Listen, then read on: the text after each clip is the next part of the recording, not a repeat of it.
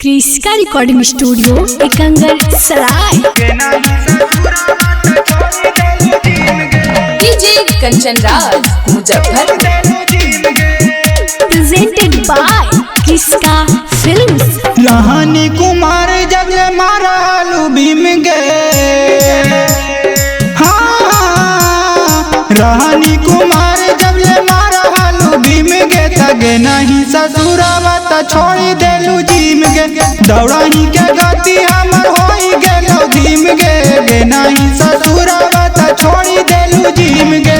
रहानी कुमार जब ले मारा आलू भीम गे, गे नहीं ससुरावा त छोड़ी देलू जीम गे।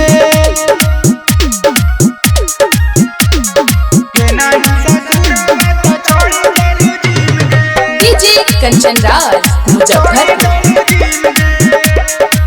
घर से निकल कमाई बाबू गे, दैया में मिलो नहीं काबू गे,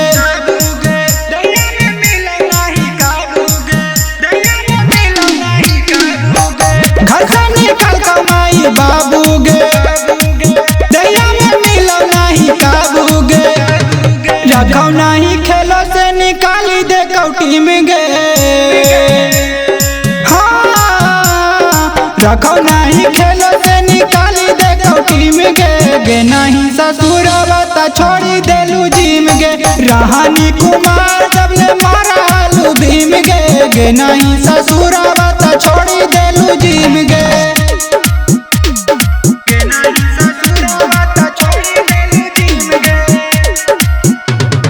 डीजे कंचन राज मुजफ्फरपुर।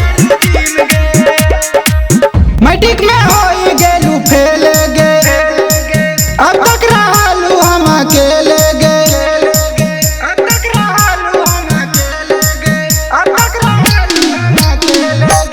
मैट्रिक में होई गेलू फेल गे, अब तक रहलू हम अकेले गे, थोड़ी देलू मोबाइल तोड़ी देलू सिम गे,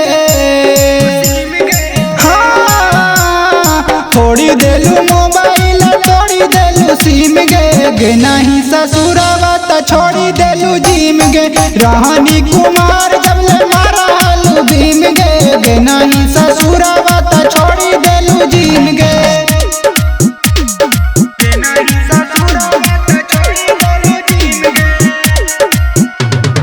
डीजे कंचन राज क्रिस्का मुजफ्फरपुर। रिकॉर्डिंग स्टूडियो एकंगर सराय। करे लगलू हम नासा गे, दैया के बिगड़ गेलौ दासा गे,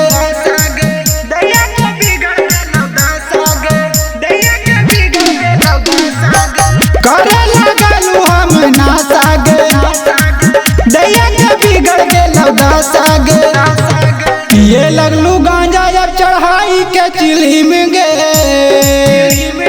हाँ पिए लगलू गांजा अब चढ़ाई के चिलीम गे, गे नहीं ससुरावा त छोड़ी देलू जीम गे। रहानी कुमार जब ले मारा आलू भीम गे, गे नहीं ससुरावा त छोड़ी देलू जीम गे।